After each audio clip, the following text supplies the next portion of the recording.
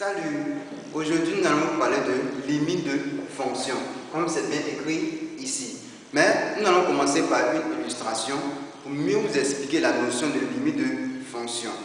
Voilà. Ici, nous avons le premier cas. Dans le premier cas ici, on voit bien que voici la courbe représentative de notre fonction, c'est-à-dire c'est CF. Cette droite-là représente l'axe des ordonnées. Et ici, on a l'axe des abscisses. Voilà. Lorsqu'on est derrière là-bas, nous sommes en moins l'infini pour les is. Et lorsque nous sommes à droite, nous sommes en plus infini pour les is. Lorsque nous sommes en haut, c'est-à-dire nous sommes en plus infini pour f de is. Lorsque nous sommes en bas, nous sommes en moins l'infini pour f de is. Donc ici, on voit bien que lorsque is tend vers plus l'infini, notre fonction qui est là, la courbe monte. Or, lorsque ça monte, on sait très bien que c'est quoi? On sait très bien que c'est plus l'infini. Est-ce que vous voyez? Donc ici, on dira que la limite de f de is, lorsque is tend vers plus l'infini, parce qu'on voit bien que notre courbe tend à aller à droite et en haut. À droite, en haut. Or, à droite, is tend vers plus l'infini. En haut, f de is, c'est plus l'infini. Donc ici, on écrira la limite de f de is. Lorsque is tend vers plus l'infini, parce qu'on va à droite, elle égale à plus l'infini, parce que la courbe monte. Voilà. Donc, le deuxième cas.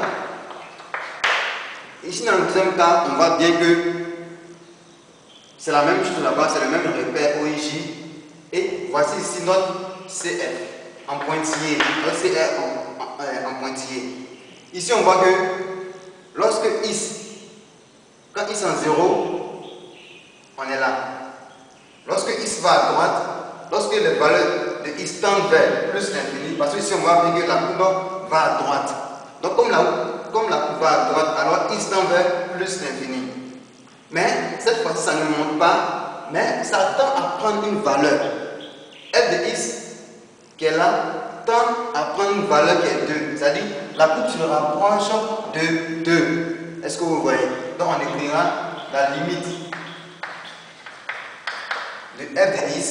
Lorsque is tend vers plus l'infini, parce que la courbe va à droite. Is tend vers plus l'infini. Is tend vers plus l'infini. Égale à quoi? Égale à 2. C'est la valeur limite de f de is. F de is ne peut pas dépasser 2. Ne peut pas aussi monter. Donc, sa limite c'est 2. Voilà. Est-ce que vous voyez? Ici, on va prendre le troisième cas qui est là. Lorsqu'on prend cette courbe, on voit que la courbe monte. Mais cette fois-ci, la courbe ne va pas totalement à droite. Donc, la courbe monte. Mais is, la plus grande valeur que is peut prendre, c'est 3. Est-ce que vous voyez? Voilà. Is ne peut pas dépasser la valeur 3 parce que la courbe ne rentre pas dans cette partie. Voilà. Donc ici, is tend vers 3 et f de is monte. Or, quand ça monte, on sait très bien que c'est plus l'infini. Donc ici, on écrira la limite de f de is. Lorsque is tend vers 3, is tend vers 3, puisque la courbe monte, on dira que c'est plus l'infini. Voilà. Donc c'est un peu ça pour les limites de fonction. C'est comme ça que ça se présente. On veut juste vous expliquer le comportement de f de is et de is en fait. Lorsque is prend une valeur, quelle est la valeur de f de is? Voilà. Donc c'est un peu ça. Vous devez retenir qu'il existe deux types de limites. C'est-à-dire d'abord les limites en l'infini et les limites en un point, I0. Voilà. Donc d'abord, nous allons commencer par les limites en infini. Donc ici, on met limite en infini.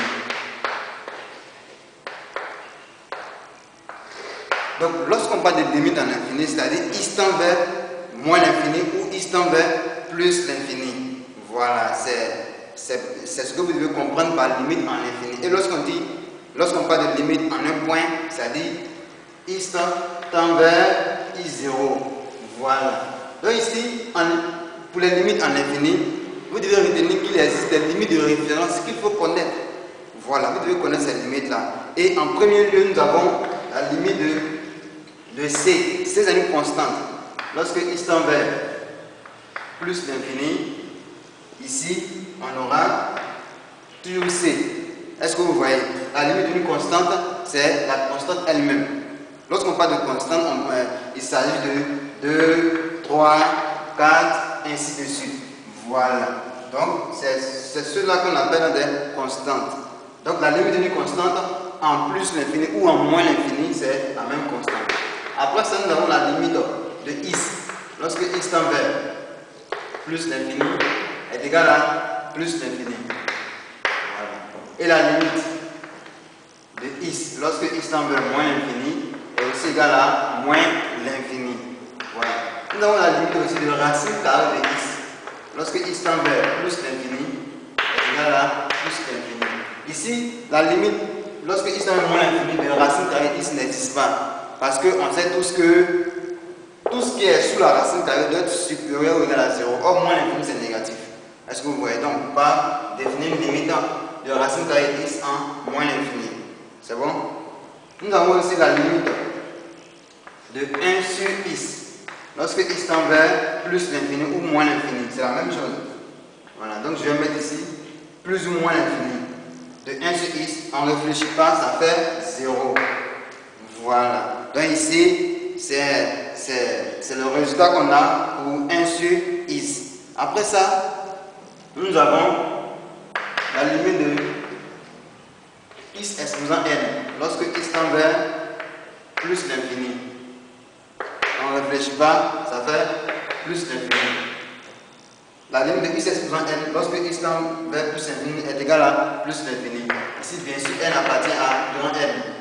C'est bon? Voilà, grand n étoile. Voilà, grand n étoile. Grand n, c'est l'ensemble des entiers naturels. Voilà. Et ici, on a aussi la limite de x exposant n lorsque x tend vers moins l'infini. Ici, lorsque x tend vers moins l'infini. En moins l'infini, ça va nous donner plus l'infini si n est pair. Amen. Si n pair. Bon, on va faire ici, comme ça. C'est bon? Donc ici, la limite de x exposant n, lorsque x tend vers moins l'infini, nous donnera plus l'infini si n est pair. C'est bon? Et on aura ici moins l'infini si n est impair. Voilà, n c'est un nombre. Donc ici, vous devez retenir que lorsqu'on parle de pair, un nombre pair, c'est un nombre qui est un multiple de 2. Un nombre impair, c'est un nombre qui n'est pas multiple de 2. Voilà, donc voici un peu les limites de référence qu'il faut connaître.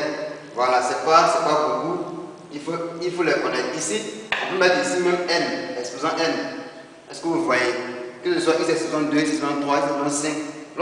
Dès que c'est en infini, on a ici 0. Voilà. Donc on va faire un petit exemple pour mieux comprendre ces limites de référence là. Donc ici, on aura la limite de x exposant 4 moins x exposant 3 plus 5. Est-ce que vous voyez? Lorsque x tend vers moins l'infini. Voilà. Ici, on aura ici on aura la limite de x exposant 4 va nous donner en moins l'infini. En moins l'infini, x exposant 4. On revient ici pour voir. X exposant n en moins l'infini. Ici, n est pair. Comme n est pair, ça va nous donner plus l'infini. C'est bon? Et ici, le deuxième, limite de x exposant 3, lorsque x tend vers moins l'infini. Ici, on voit que notre n est impair. Donc ici, on aura moins l'infini. C'est bon? Du coup, la limite de... Voilà. On a aussi la limite de 5. Lorsque x tend vers moins l'infini. Vous savez, 5 c'est une constante. Donc du coup, on aura la même constante. Voilà. Donc en conclusion, on met ici Donc, la limite de x est égal à 4, x est égal à 3 plus 5, lorsque x tend vers moins l'infini. Pour le premier, ça, on a eu plus l'infini. X est égal à 3 donne moins l'infini. Mais moins l'infini fois moins, les deux moments c'est de multiplier, ça va donner plus. Donc ici on aura plus l'infini, plus l'infini. Les deux vont donner plus l'infini. Donc pour les deux là, on aura plus l'infini. Plus l'infini plus 5, ça va être toujours plus l'infini. Donc voici un peu le résultat final. Voilà, de notre limite. Donc c'est comme ça qu'on calcule un peu les limites. Voilà, à l'infini. Après, nous allons prendre un deuxième exemple, qui est la limite de la racine carrée de x plus 1 sur x est égal à 9. Voilà. Lorsque x tend vers plus l'infini. Ici encore, on va aller pas à pas. D'abord, on va prendre la limite de ça. La limite de racine carrée de x lorsque x tend vers plus l'infini. On revient ici et on voit que ça fait plus l'infini. On voit aussi que on va maintenant calculer la limite de deuxième. 1 sur x est égal à 9. Lorsque x tend vers toujours plus l'infini. Ici, puisque c'est l'inverse, donc on aura 1 sur ça. X est égal, ici on a mis le n, donc du coup c'est ça, ça correspond à ça. On dit que ce soit en plus infini ou en moins infini, on obtient toujours 0. Et ici on mettra 0. On met ici donc la limite de quoi? Racine carrée de x plus 1 sur x est égal à 9. Lorsque x tend vers plus l'infini, ici on a eu plus l'infini. Voilà. Ici on a eu 0. Plus l'infini plus 0, ça va nous donner plus l'infini. Donc voici un peu les limites de référence en l'infini, c'est-à-dire en plus l'infini ou en moins l'infini. Vous devez vous servir de ça pour faire tout calcul de limite en l'infini. Voilà. Nous allons maintenant parler des limites en un point, c'est-à-dire en un point I0. Voilà. Donc lorsque x tend vers 2, x tend vers 3, x tend vers 4, x tend vers 1000. Voilà. Donc ici on a la limite en I0. Nous allons d'abord parler des limites de référence, des limites qu'il faut connaître. Voilà. Donc ici, la limite de C toujours est une constante. Lorsque x tend vers I0, on va donner toujours la même constante. C'est-à-dire on ne tient pas compte de la valeur qui est là. Mais ça va donner toujours la même constante. On prend maintenant ici la limite de x. Lorsque x tend vers I0, voilà. Ici on remplace tout simplement x par I0. Donc ici on aura la limite de x, lorsque x tend vers I0, va nous donner I0. On va maintenant prendre la limite de 1 sur x est égal à n. Voilà. Ici, on précise que n est impair. Pardonnez, n est pair. C'est-à-dire n est un multiple de 2. Ici, on aura 2 fois k par exemple. Donc, n est un multiple de 2. Donc, lorsque c'est un multiple de 2, lorsque l'expression est un multiple de 2, la limite de 1 sur x est égal à n, lorsque x tend vers 0, nous donne tout simplement plus l'infini. Parce que ici sera positif. Est-ce que vous voyez? Donc ça c'est pour les limites lorsque n est pair. On va maintenant prendre le cas de n impair. Lorsqu'on prend ce cas là, on sait que si on remplace x par 0, on obtient 1 sur 0. 1 sur 0, ça nous donne toujours l'infini. Le signe de l'infini va dépendre du signe du dénominateur. Est-ce que vous voyez? Or, on sait que voici la droite des réels. Voici 0. À gauche de 0, on a mis ici x tend vers 0 à gauche. Donc on a ici. Or, on sait très bien que dans cette partie-là, on a des valeurs négatives. Est-ce que vous voyez? Donc dans cette partie-là, le signe de notre fonction qui est là sera négatif. Donc ici on met moins. C'est bon?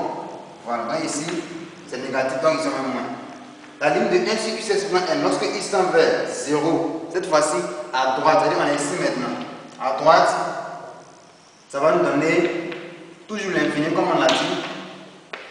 Mais puisque ici on a des valeurs positives, ici notre x est égal à n est positif. Donc ici on aura plus l'infini. Voilà. Donc, lorsqu'on demande la limite de ce genre de fonction, voici comment il faut s'y prendre. Voilà. Donc, on va maintenant chercher à faire quelques exemples. On va faire un petit exemple pour mieux comprendre notre fonction. Par exemple, on prend la limite de 1 sur x epsilon 5. Lorsque x tend vers 0, on va regarder l'exposant de x. On va que x est impair. Alors, on est dans cette partie.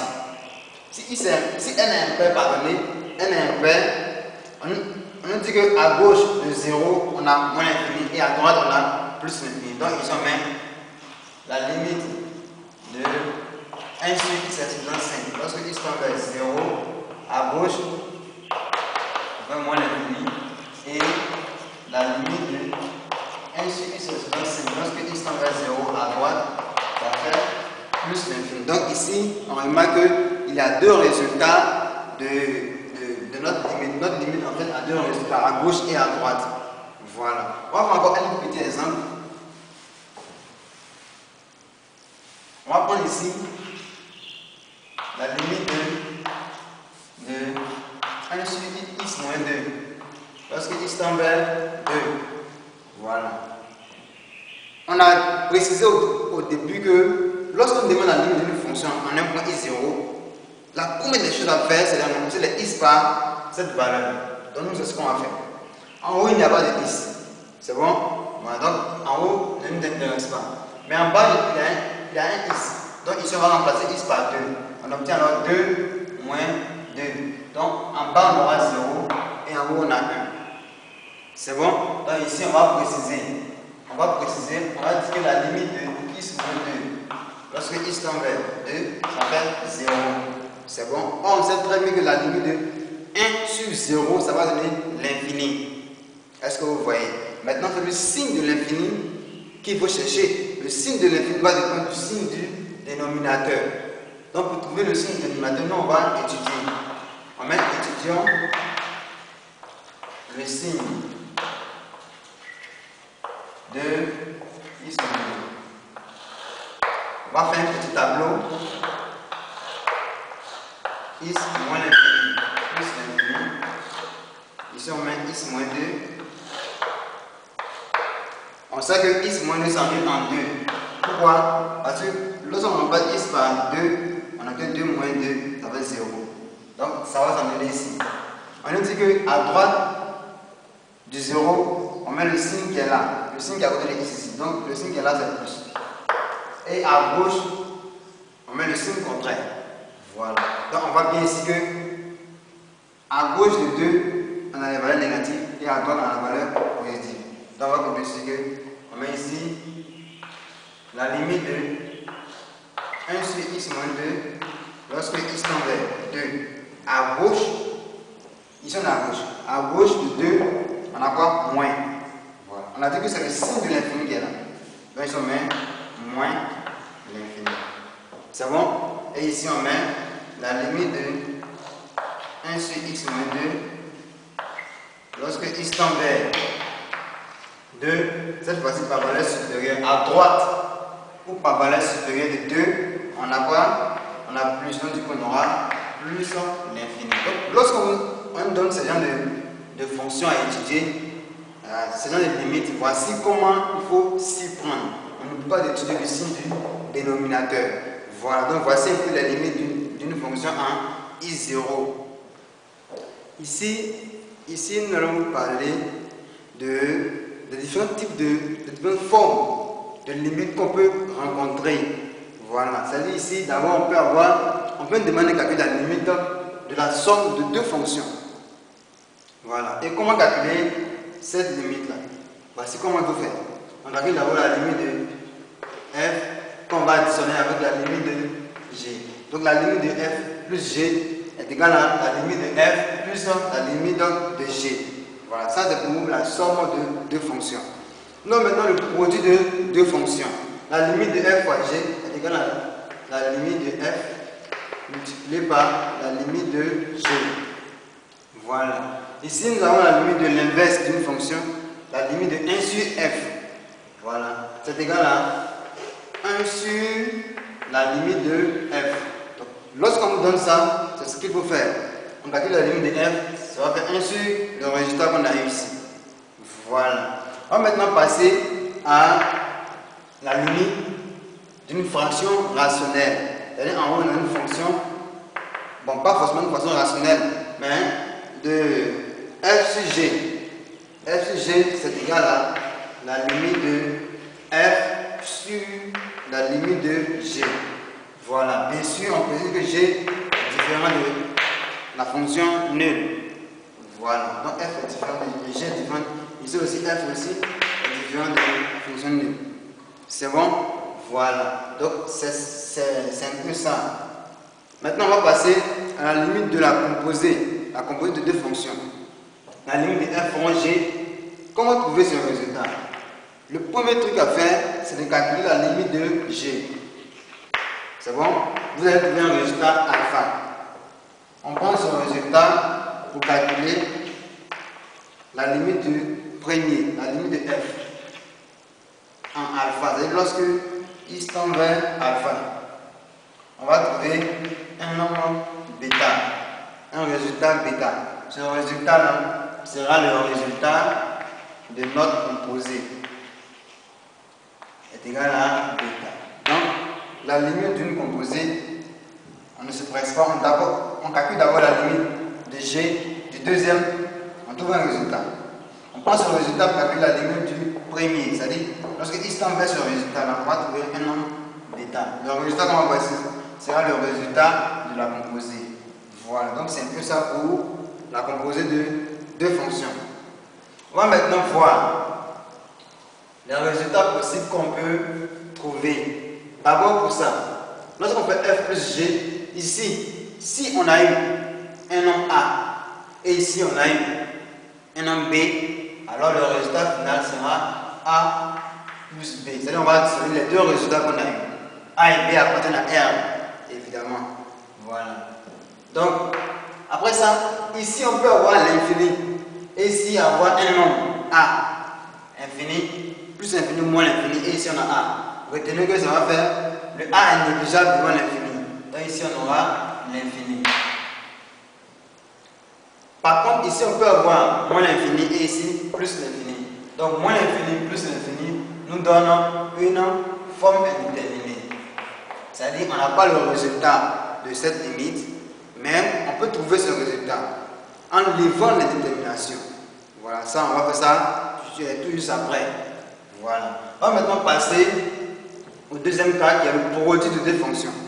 Ici, on peut avoir un nombre a et ici un nombre a. C'est-à-dire a ici. Du coup, le résultat final c'est a fois b. Si on a eu a et puis si on a eu b, le résultat final sera a fois b. Voilà.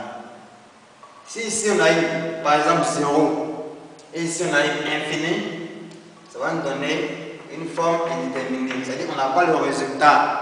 Est-ce que vous voyez? On n'a pas le résultat ici, mais nous, on va lever l'indétermination pour trouver un résultat. Et ici on a moins l'infini fois plus l'infini, on va faire le produit des signes simplement qui va nous donner moins l'infini. Voilà.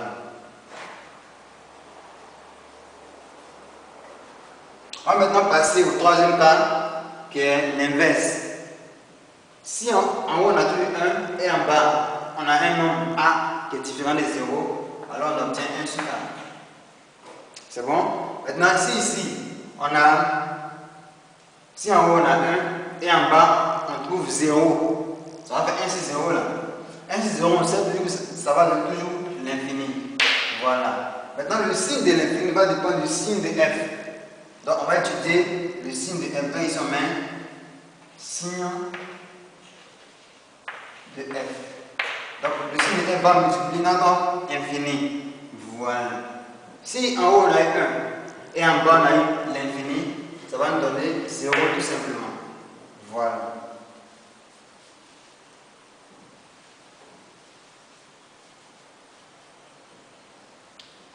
Après ça, on passe à la dernière forme qui est f sur g. Si en haut on a un nombre a et en bas on a un nombre b, que b est différent de 0, on a précisé que b est différent de 0, alors on obtient comme résultat a sur b. Si en haut on a eu un nombre a et en bas on a eu 0, bon a est différent de 0 bien sûr, et en bas, on a eu 0. Qu'est-ce qu'on doit faire? Ici, on va séparer F. Avec F fois 1 sur G. Voilà. Donc ici, on aura F fois, on ne sait pas toujours. Lorsque en haut, on a un nombre et en bas, ça fait 0, c'est-à-dire réel sur 0, on sépare la fonction fg en F fois 1 sur G. C'est bon? Après, on sait que la limite de F va nous donner A. 1 sur G. 1 sur G. G donne 0. Donc, du coup, on est dans cette partie. Là, 1 sur 0, ça va donner infini. Infini multiplié par le signe de F, bien sûr. Donc, ici, signe de F fois l'infini. Est-ce que vous voyez? Maintenant, pour trouver le résultat final, qu'est-ce qu'on va faire? On va prendre le signe de A multiplié par le signe de F. Et ça va nous donner le signe de l'infini. Ça va donner toujours l'infini. Mais le signe de l'infini sera maintenant le signe de F multiplié par le signe de A. Est-ce que vous voyez? Et c'est ce qu'on va, c'est le signe des deux là qu'on va mettre ici, qui va donner le signe de l'infini. Voilà, donc c'est un peu ça. Et ici, 0 sur 0, c'est une forme indéterminée. Voilà, on n'a pas le résultat. Infini, c'est une forme aussi indéterminée. Voilà. Donc, on va tout de suite chercher à lever l'indétermination. Lorsqu'on a une forme indéterminée, comment lever l'indétermination? Donc, on retient que la forme indéterminée, on a moins l'infini plus l'infini. Après ça, on a 0 fois infini. Voilà. Et puis, après, on a 0 sur 0. Et puis, on a infini sur infini. Donc, il y a 4 formes indéterminées. Voilà. On voit maintenant les différentes formes indéterminées et nous allons apprendre à lever l'indétermination. Voilà. Nous avons vu précédemment qu'il existe 4 formes indéterminées. Voilà. Donc, ici, on va apprendre à lever l'indétermination dans chaque cas. Donc, le premier cas, c'est plus l'infini moins l'infini. Est-ce que vous voyez? On va voir si c'est vraiment la forme plus l'infini moins l'infini. Ici, c'est la somme de fonctions. Or, on a appris que lorsqu'il s'agit de somme de fonctions, cela revient à calculer la limite de chaque fonction et additionner les résultats. C'est ce qu'on a vu précédemment. Donc, c'est ce qu'on va faire ici. Donc, en plus infini, la limite de x est suivant 4. Lorsque x tend vers plus l'infini, nous donne quoi? Nous donne plus l'infini. Voilà. La limite de x est suivant 3. Lorsque x tend vers plus l'infini, on va mettre moins ici. On prend le moins directement. La limite de lorsque x tend vers plus l'infini, ça nous donne plus l'infini. Plus l'infini fois moins, ça va donner moins l'infini. C'est-à-dire qu'on fait le produit des signes. Voilà. Donc ici, on se rend compte que c'est bien la forme plus infini, moins l'infini. Ici, c'est plus infini, moins l'infini. C'est une forme indéterminée. Donc ici, dans ce genre, et ça c'est un polynôme. Lorsque c'est un polynôme, comment lever l'indétermination? Voilà. Vous devez retenir que lorsque vous êtes en face d'un polynôme, c'est-à-dire ici tout ça c'est un monôme, c'est la somme de plusieurs monômes. Ici, il n'y a pas de racine carrée.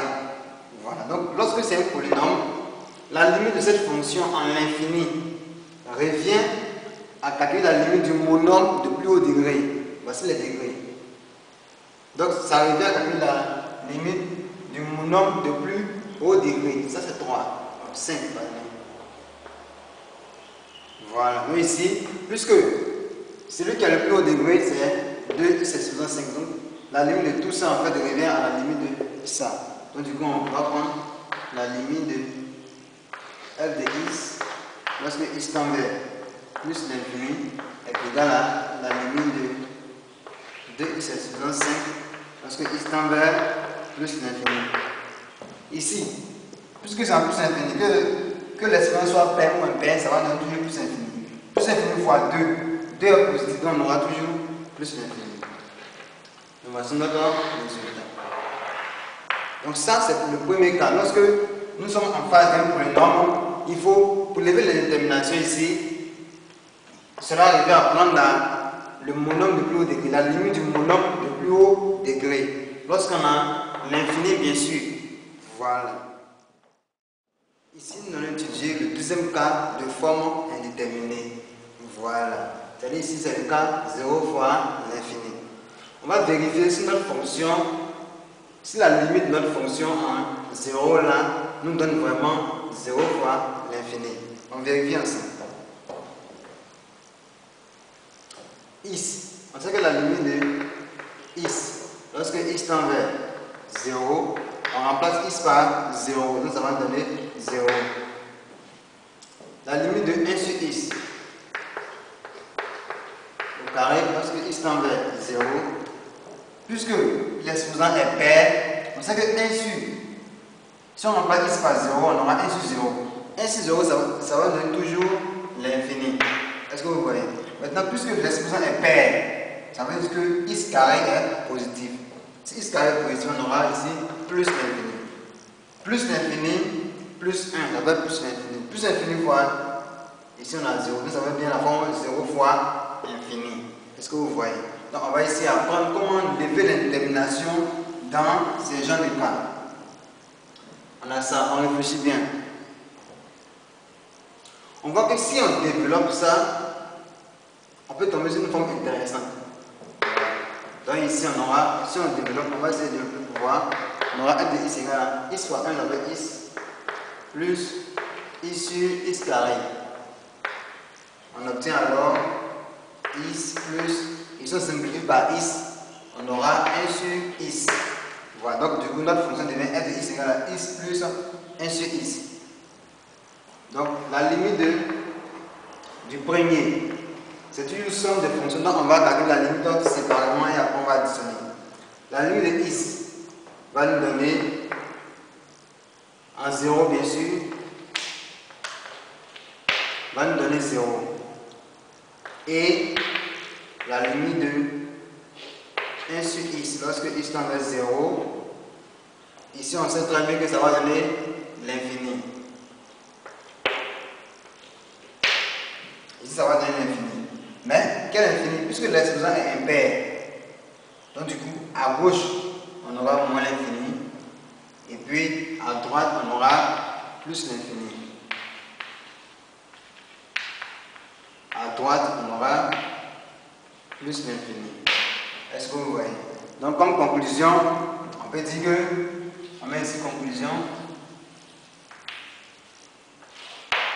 la limite de f de x, lorsque x tend vers 0 à gauche on a moins l'infini pour celui-là, et ici on a 0. Disons 0 moins l'infini, ça fait moins l'infini.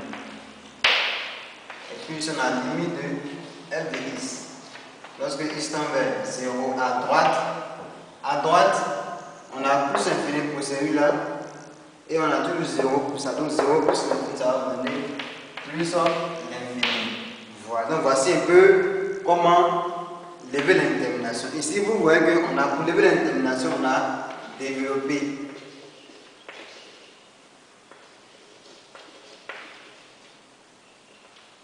Donc, on a développé notre fonction. Voilà. C'est pas toujours qu'on développe. Parfois, on factorise, parfois, on développe, parfois, on peut faire autre simplification. Le plus important, c'est de simplifier la fonction de telle sorte qu'on puisse calculer la limite en fait. Voilà. Nous allons passer au troisième cas de forme indéterminée qui est 0 sur 0. Voilà. On va vérifier si la limite de notre fonction, lorsque x tend vers 2, donne vraiment 0 sur 0. Au numérateur, en calculant la limite, on aura la limite de x exposant 3 moins 2x moins 4, lorsque x tend vers 2, on a dit que lorsqu'il s'agit de calculer la limite d'une fonction en un point, il faut remplacer tous les x par ce point-là, ce point-là. Donc ici on a 2, on va remplacer tous les x par 2, ce qui nous donne 2, exposant 3 moins 2 fois 2 moins 4. Ça va 8 moins 4 égale à 0. Donc on a bien en haut 0. On va voir pour le dénominateur. On a la limite de x carré moins 2x. Lorsque x tend vers bien sûr 0, ici on aura 0 au carré moins 2 fois 0. Ce qui nous donne 0 carré avec 0 moins 2 fois 0, 0. Du coup on a 0. Donc on a bien la forme 0 sur 0. On va maintenant voir comment lever l'indétermination.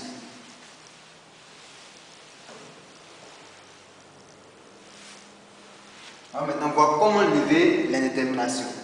Ici, on regarde bien. On voit que pour lever l'indétermination, vous devez retenir qu'on doit simplifier tout simplement. On simplifie f de x. Et comment? Soit en développant ou en factorisant ou en faisant autre chose. Mais on doit simplifier. Voilà. Donc ici, comment simplifier? On réfléchit un peu. On voit que ici, il y a x. On peut mettre x en facteur ici. Donc c'est ce qu'on va faire. Moins x facteur de x moins 2.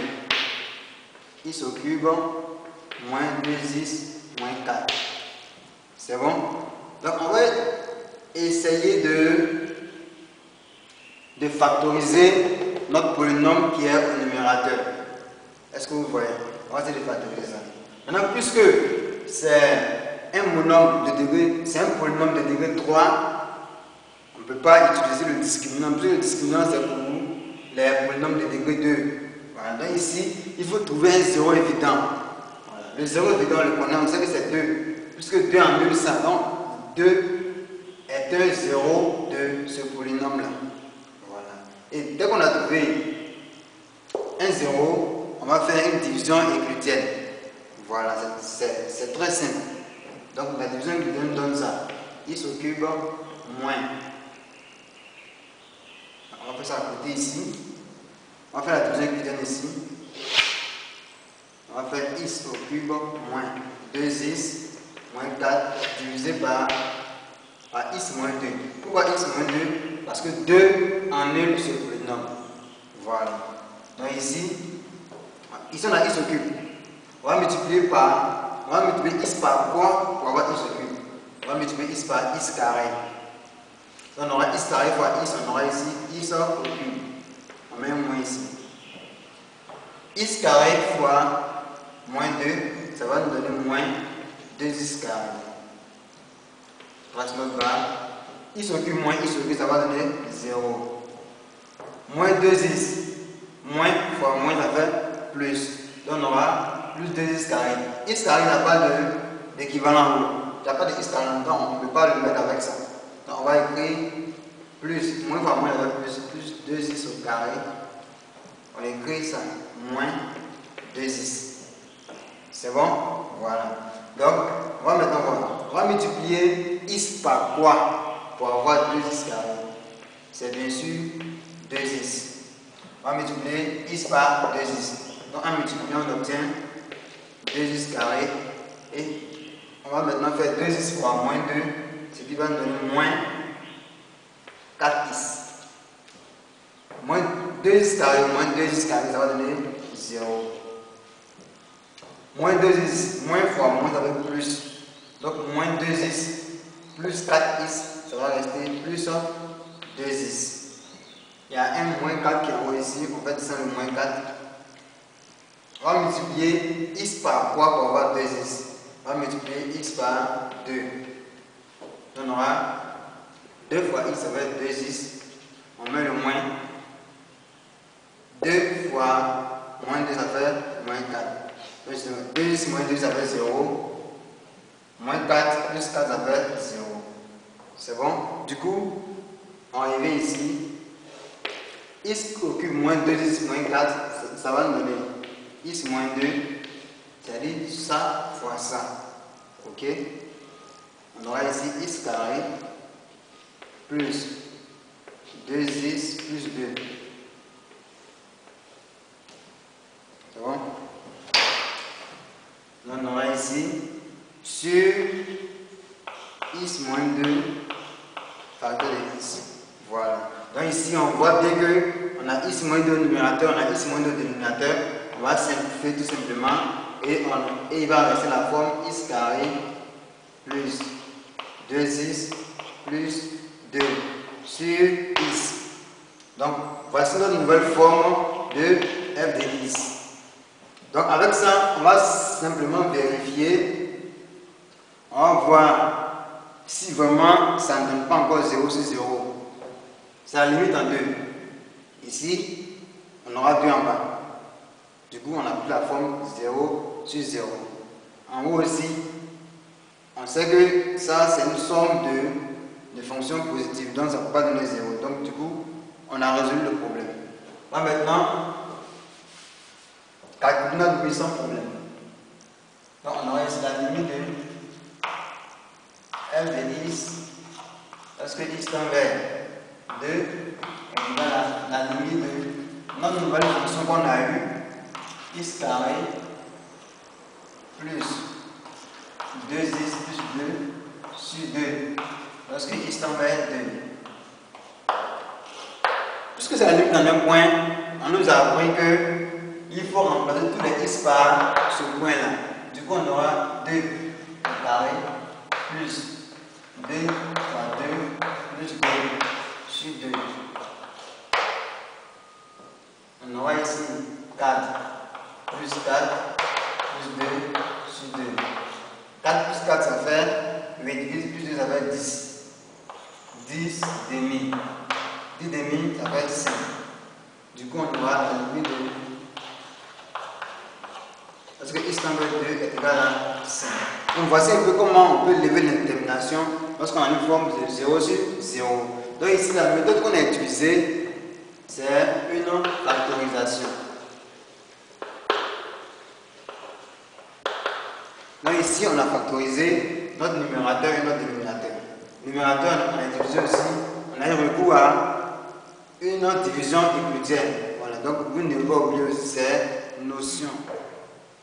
Nous allons passer dès à présent à une autre forme indéterminée, c'est-à-dire infini sur infini.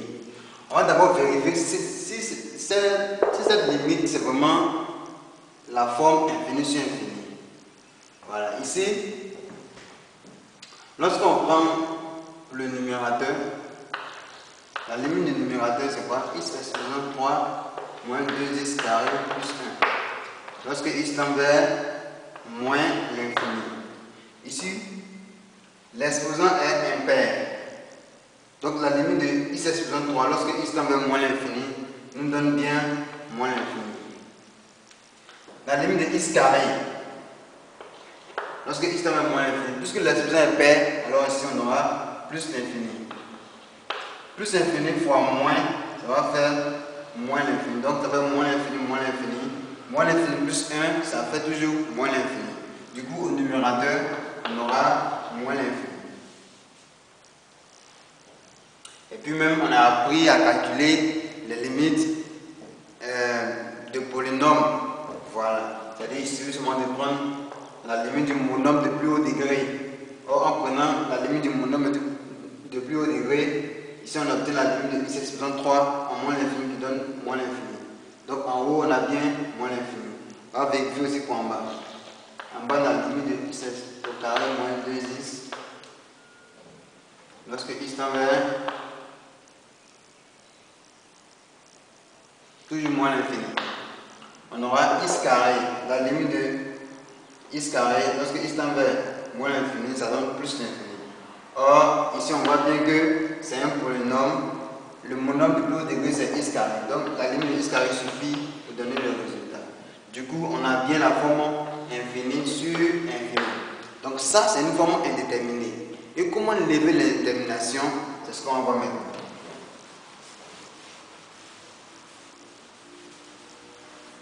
Ici, c'est une fraction, f de x, c'est une fraction rationnelle. C'est quoi une fraction rationnelle?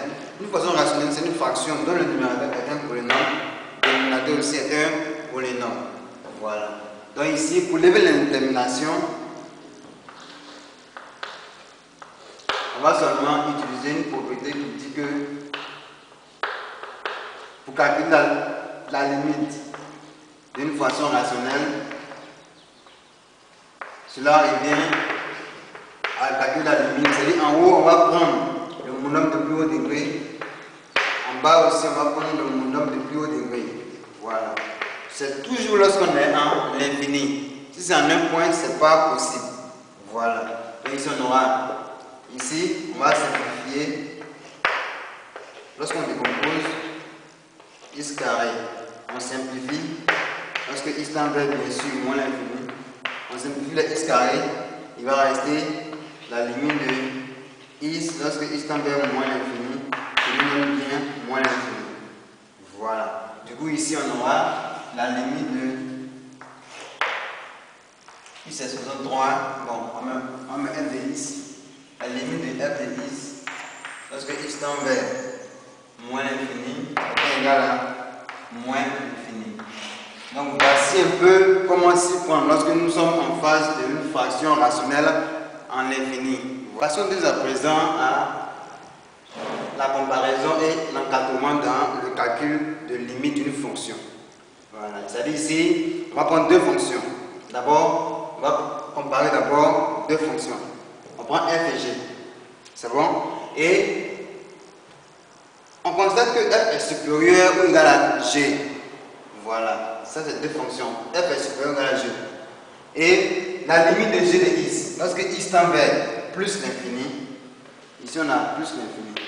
La limite de g de x, lorsque x tend vers plus l'infini, nous donne plus l'infini. Et celui qui est petit, sa limite nous donne plus l'infini. Donc, lui il est plus grand que g. Et puis, lui, il tend vers plus l'infini. Alors, le plus grand aussi va tendre vers plus l'infini. C'est tellement évident. Voilà. Mais on écrit ça quand même. Hein. Voilà. Ici aussi, on prend f inférieur ou égal à g. G qui est supérieur à f. En plus l'infini, la limite de g, c'est-à-dire la limite de celui qui est le plus grand, tend vers égal à moins l'infini. Voilà. C'est naturel que la limite du plus petit aussi sera aussi égal à moins l'infini. Donc ce sont des formules que vous devez connaître et ça va vous permettre de pouvoir calculer certaines limites. Voilà. On va faire un exemple ici. Ici on va prendre f de x. On met ici exemple. On prend ici f de x égale à valeur absolue de x plus 1. Voilà. Je sais que il y a des personnes qui n'aiment pas trop les valeurs absolues, mais vous devez savoir que la valeur absolue, c'est l'une des fonctions les plus faciles à utiliser. Voilà. Donc ici, lorsqu'on vous demande de calculer la limite d'une fonction en valeur absolue ou la dérivée, voilà, tout ça, la limite d'une fonction en valeur absolue, vous devez d'abord vous séparer de la valeur absolue. Ça, c'est vraiment très primordial. Sinon, ça va vraiment vous causer assez de problèmes. Donc ici, on va essayer de se débarrasser de la valeur absolue. En se débarrassant de ça, on va voir que ici, on dit valeur absolue de x est égale à quoi? Valeur absolue de x est égale à x. Si x est supérieur ou égal à 0 et valeur absolue de x égale à moins x si x est inférieur ou égal à 0. Voilà, donc du coup, ici on sait que pour tout x appartenant à l'intervalle moins l'infini 0, notre f de x maintenant sera égal à quoi? Puisque x inférieur ou égal à 0, bon ici on va fermer. Bon, on ouvre ici. X inférieur à 0, valeur absolue de x égale à moins x. Du coup, ici, on aura f de x égale à moins x. C'est-à-dire la valeur absolue devient moins x, ça obtient de x plus 1. En factorisant, on obtient moins x carré moins x. Donc, voici f de x. C'est bon? Maintenant, pour tout x appartenant à 0 plus l'infini, f de x égale à quoi? F de x égale à, ici, valeur absolue de x nous donne quoi? X. Donc ici, on aura x facteur de x plus 1. Ce qui va nous donner ici, f de x égale à x carré plus x. F Est-ce que vous voyez? Donc pour tout x appartenant à 0 plus l'infini, f de x égale à x carré plus x. Or, puisque ce sont des valeurs positives, x est positif. Du coup, on aura notre f de x qui sera supérieur ou égal à x carré. Du coup, on vient ici de comparer deux fonctions. On a comparé f de x à x carré. Est-ce que vous voyez? Maintenant, ici on se rend compte que la limite de x carré, lorsque x tend vers plus l'infini, x carré, puisque l'exposant est pair, même si l'exposant était impair, puisque c'est en plus l'infini, ça va donner plus l'infini. Maintenant, lui, il est inférieur à f de x. Et puis lui, sa limite donne plus l'infini. On met ici alors la limite de f de x, lorsque x tend vers plus l'infini, va nous donner aussi plus l'infini. Donc voici un peu un cas de comparaison. Voilà comment utiliser la comparaison pour calculer la limite d'une fonction. Donc ici, nous allons encadrer une fonction par deux autres fonctions. Et on va voir comment à partir de cet encadrement-là, on peut trouver la limite de notre fonction qui est bien encadrée. C'est ce qu'on a ici. On a notre fonction f qui est encadrée par g et h. G étant une fonction, h aussi étant une fonction. On calcule la limite de g de x lorsque x tend vers plus l'infini. On calcule la limite de h de x lorsque x tend vers plus l'infini. Et on se rend compte que la limite de g de x égale à la limite de h de x, qui est bien L. Alors on conclut que la limite de f de x lorsque x tend vers plus l'infini est aussi égale à la même limite. Voilà, puisque c'est encadré par deux fonctions, et les deux fonctions ont le même résultat de limite, alors la fonction qui est au milieu va prendre aussi ce résultat. Voilà, on va faire un exemple par le bas pour permettre de mieux comprendre. On va mettre ici exemple. On prend une fonction f de x qui est égale à 1 sur 1 plus partie entière de x. Voilà, 1 sur 1 plus partie entière de x. Ici, c'est que il y a des personnes qui n'ont pas trop de notions sur la fonction partie entière. Ça sera un peu une occasion pour nous de vous présenter cette fonction-là et puis comment l'utiliser. Voilà, c'est très facile. Voilà. Ici, tout ce que vous devez retenir sur la fonction partie entière, c'est que la fonction partie entière de x, la fonction partie entière est comprise entre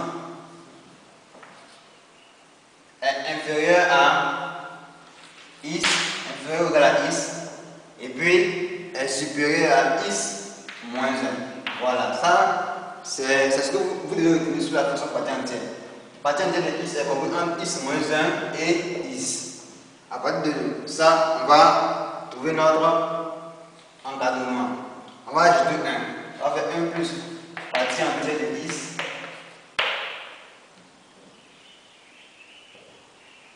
qui va nous donner, ici on aura 1 plus x moins 1, x plus 1. Ce qui va nous donner 1 plus partie entière de x plus 1. On va inverser. Est-ce que vous voyez? Lorsqu'on inverse, on obtient 1 plus partie entière de x. 1 sur ce qui vient ici. 1 sur x. Est-ce que vous voyez? Voilà. Donc ici, voici un peu l'encadrement de notre fonction. Voici un peu comment on peut encadrer notre fonction. Mais ici, on nous demande la limite encore.